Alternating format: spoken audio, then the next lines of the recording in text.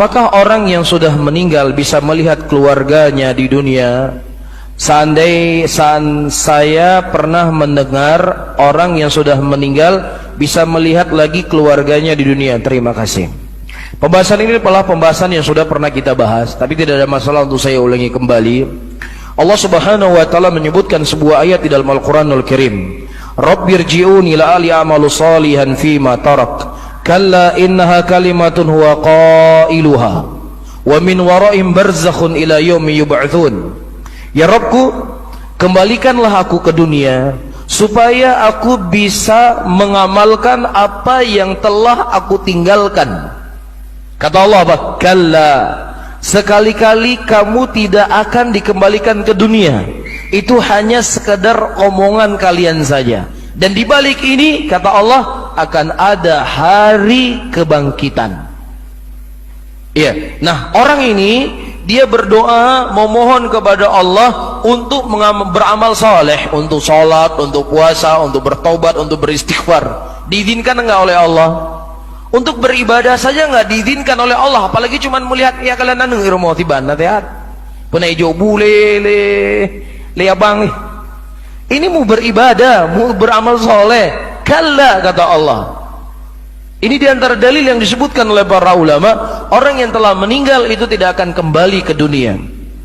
Dan juga hadis ketika Allah Subhanahu wa taala melarang Nabi sallallahu alaihi wasallam ya untuk memberikan izin kepada sebagian orang untuk minum haudnya beliau. Kemudian Rasulullah berkata, ummati, ummati, umatku ya Allah, umatku ya Allah. Kemudian kata Allah Subhanahu wa taala dalam hadis tersebut, innaka la tadri ma ahdatsu ba'dak. Sesungguhnya engkau ya Muhammad tidak mengetahui apa yang terjadi setelah meninggalnya engkau. Kalau seandainya ada orang yang hidup, tentunya Nabi sallallahu alaihi wasallam adalah orang yang paling berhak untuk apa? Untuk hadir di tengah-tengah umatnya. Kan begitu? Jadi kalau ada orang mengaku Rasulullah sallallahu alaihi wasallam hadir ketika kita memperingati acara Maulid, hadir di majelis kita, bahkan dia dengan dramanya dia berdiri, kemudian matanya seakan-akan melihat datangnya Nabi Muhammad sallallahu alaihi wasallam. Demikianlah orang-orang yang minim dengan dalil.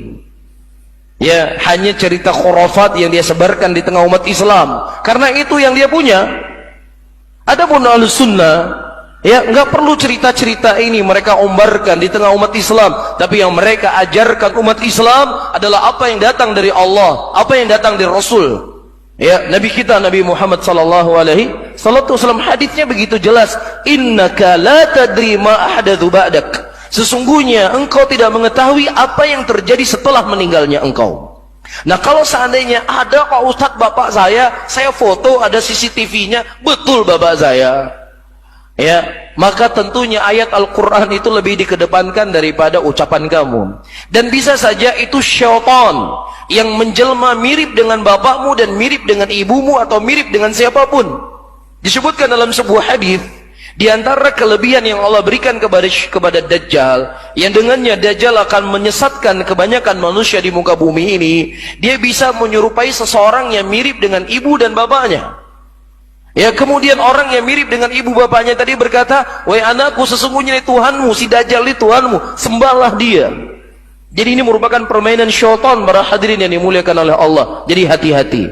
Ya, jadi dua kemungkinan, seseorang ketika dia berada dalam kubur, bisa saja kuburnya itu merupakan lubang dari lubang neraka, maka dia tersibukkan dengan azab yang Allah berikan dalam kuburnya. Atau kubur itu menjadi taman dari taman surga, maka dia menikmati apa yang telah Allah berikan di dalam kuburnya tersebut. Jadi nggak sempat ziarahin antum gemari. Bisa difahami? Taib. والسابقون الأولون من المهاجرين والأنصار والذين اتبعوهم بإحسان رضي الله عنهم ورضوا عنه